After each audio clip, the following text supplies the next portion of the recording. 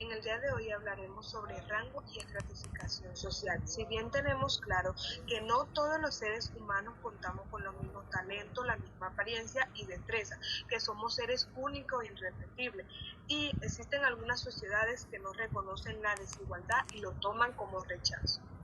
Existe una diferencia en la forma en que se organizan las sociedades y es el grado en que los individuos dentro de cada sociedad tienen igualdad de acceso al prestigio, al poder y a los recursos necesarios para el sostenimiento de la vida. Igualitarias. Todos los miembros de la sociedad, sin exclusión alguna, se les debe reconocer sus derechos. Las de rango se caracterizan por grupos sociales con acceso desigual y las estratificadas se evidencia la conformación según los criterios. Uno de los tipos de sociedades son las igualitarias, donde los individuos o grupos tienen el mismo acceso a los recursos que los otros y se caracterizan por tener poca especialización en el desempeño político. La sociedad estratificada tiene una desigualdad social y económica formal permanente, presentan diferencia entre los grupos en términos de vida, seguridad y prestigio, y se caracterizan por la correlación con el tipo particular de organización política. Las sociedades de rango presentan diferencias formales en el prestigio, pero sin que existan restricciones importantes en los recursos básicos.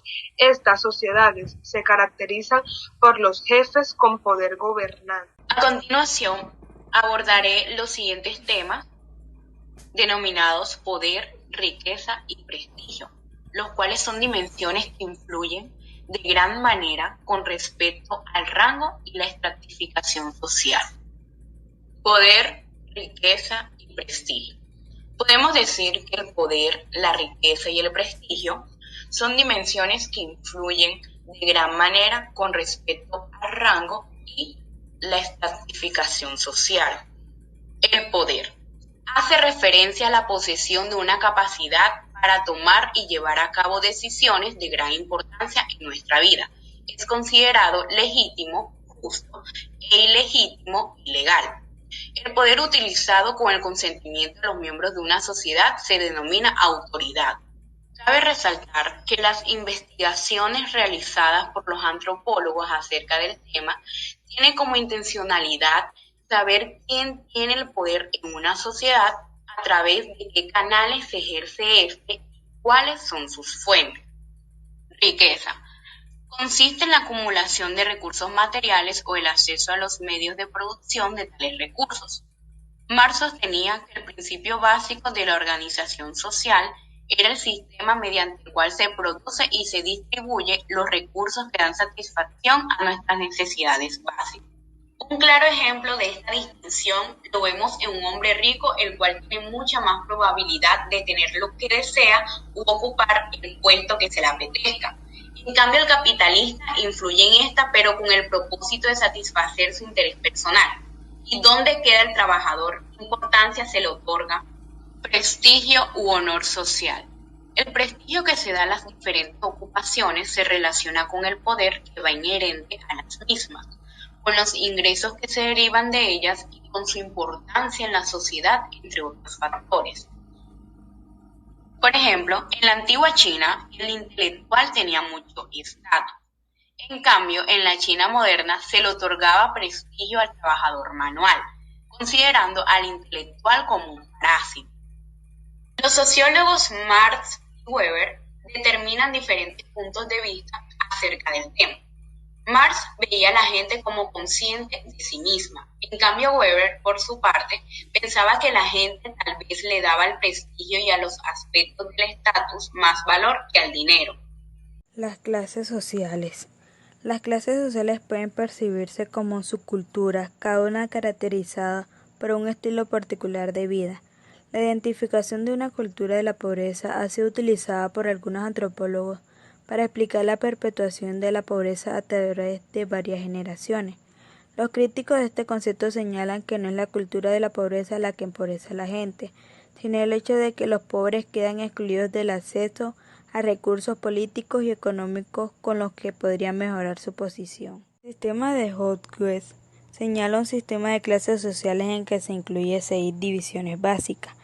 Clase baja. Este estrato, que incluye aproximadamente el 20% de la población, cuenta con trabajadores manuales no calificados, frecuentemente desempleados. Los miembros de esta clase tienden a ser quienes abandonaron la escuela a edad temprana y que se casaron y tuvieron hijos a edad igualmente temprana. Viven en barriadas. Clase baja-alta.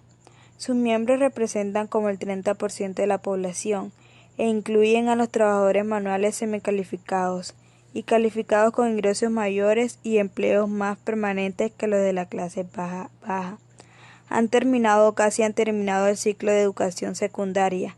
Los hombres van de cacería, de pesca y ven los deportes de su tiempo de ocio.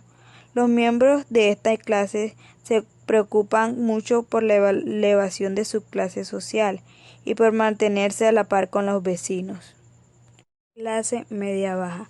Este grupo también representa el 30% de la población. Cuenta con vendedores, empleados, dependientes y propietarios de negocios pequeños. Tienden a vivir en complejas habitaciones suburbanos. Política y económicamente son conservadores con tendencia al patriotismo, a la religión y a la ética protestante del trabajo duro. Clase media-alta. Este grupo incluye del 10 al 15% de la población y le integran profesionistas, semiprofesionistas, empresarios independientes y empleados corporativos de nivel intermedio.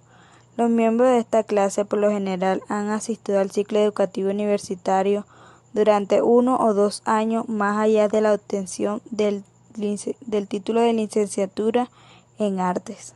De esta clase provienen las membresías, se hacen miembros de sociedades profesionales y son activos en política. Clase alta-baja, nuevos ricos. Esta clase incluye solo una fracción de la población.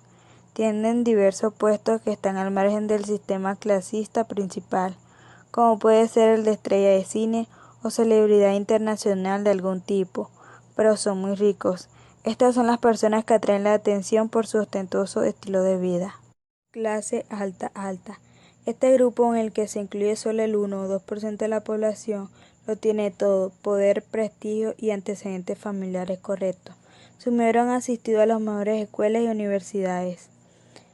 Como se puede ver en el estudio de Hopkins, la clase social es más que un fenómeno económico. Una clase social también es una subcultura.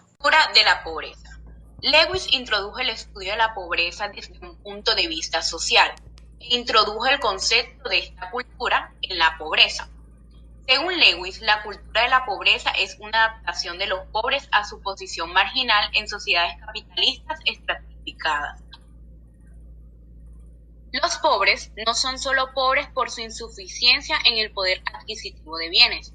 Son individuos que, aparte de contar con muy pocos recursos económicos, están inmersos dentro de una compleja red de condiciones socioeconómicas, ambientales y culturales definidas por la sociedad a la que pertenecen. También influye la alta incidencia de hijos naturales, además de que la familia tiende a ser matrifocal, en la que no se refleja el marido o el padre que produce económicamente. Lewis, referente a este concepto, le asigna la culpa de vivir de ese modo a los mismos pobres, puesto que dice que son fatalistas para el futuro. Por otro lado, el antropólogo Charles Valentine sustenta que los pobres tienen los mismos valores y desean las mismas cosas que otras personas, pero las restricciones de la pobreza no les permiten realizar los valores y conductas que tendría la clase media.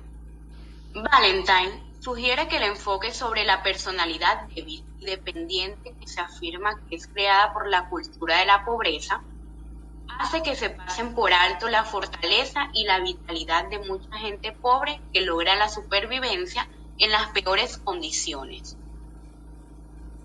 Más bien, son racionalizaciones de una sociedad que discrimina a los pobres y que no ha suministrado el tipo de empleo necesario para dar a todos sus ciudadanos una forma de vida razonable, en el que se puede interpretar el motivo de desempleo de los negros de clase baja. Las castas. La casta queda establecida en el nacimiento y es hereditaria. Una persona pertenece a la casta de sus padres y no puede pasar de una casta a otra.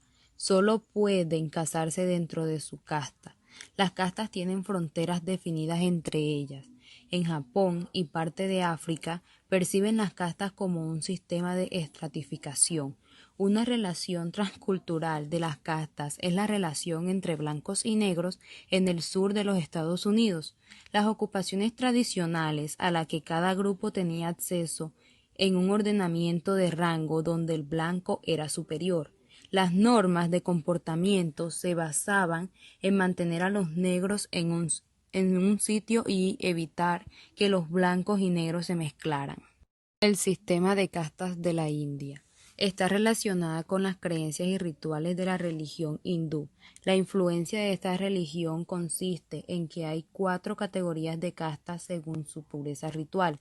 Están los brahmanes, tienen la más alta clasificación y son sacerdotes y eruditos. La segunda casta es la de los guerreros. La tercera casta, los mercaderes. Y la cuarta casta la ocupan los trabajadores manuales. Debajo de estas 4 castas se encuentra una quinta casta, que se llaman los intocables. Desempeñan el trabajo de limpiar letrinas y trabajar en el cuero. Se consideran tan impuros ritualmente que con un simple toque contaminan la pureza de las castas superiores. Cada casta tiene características culturales distintas y las superiores se acercan más a los ideales religiosos hindúes. La dinámica de la casta. Estudios más recientes de las castas en las áreas urbanas y rurales revelan un dinamismo. Las castas intermedias e inferiores con frecuencia no aceptan su posición y usan diversas estrategias para reorganizar su rango. Los esfuerzos de las castas intocables por cambiar su rango a menudo atraen una reacción violenta de las castas superiores que desean conservar su propio prestigio, riqueza y poder. Una casta que ha logrado cierto éxito económico puede tratar de elevar su prestigio adoptando las costumbres de un grupo de casta superior y afirmando poseer un nuevo rango. Perspectiva de la estratificación social. La estratificación social es el resultado de la desigualdad de distribución de bienes y servicios dentro de una sociedad. La cuestión básica de quién obtiene qué cosas y por qué depende de los valores culturales, la organización de la producción y el acceso que tengan los diferentes individuos y grupos dentro de una sociedad. Los sociólogos enfocan el entendimiento de la estratificación social desde 2 perspectivas teóricas principales: el funcionalismo y teoría de los conflictos. El funcionalismo destaca las funciones integradoras de la estratificación social y la aportación de tales sistemas al orden social, a la estabilidad y el funcionalismo de la sociedad. Los funcionalistas sostienen que la existencia de toda sociedad compleja depende del desempeño regular de tareas específicas que requieren adiestramiento o inteligencia especial. Si los individuos más inteligentes, talentosos y adiestrados han de desempeñar estas tareas, deben ser motivados por un sistema de recompensas. Aquí se supone que si se le paga a un cirujano lo mismo que a un plomero, nadie sería cirujano, ya que éste requiere muchos años de adiestramiento o implica enormes responsabilidades. Entonces, una función importante de la estratificación social es que suministra un sistema de recompensas tanto materiales como simbólicas, de modo que todas las tareas necesarias en la sociedad sean desempeñadas. La teoría del conflicto sostiene que la condición natural de la sociedad es el cambio y el conflicto y no el orden y la estabilidad. Desde esta perspectiva se deduce que la estratificación social es el resultado de la lucha constante por la obtención de bienes y servicios escasos, que tienen lugar en todas las sociedades complejas.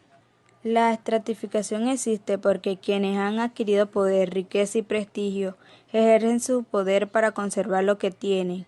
Esto se logra no solo mediante la amenaza de la fuerza o su uso, sino también mediante los valores y creencias sociales que justifican el actual sistema de desigualdad en la mente de quienes ocupan las posiciones sociales inferiores. Entonces, la teoría del conflicto resulta útil para llamar la atención sobre el conflicto y el cambio como aspecto universal de la vida y de la sociedad humana.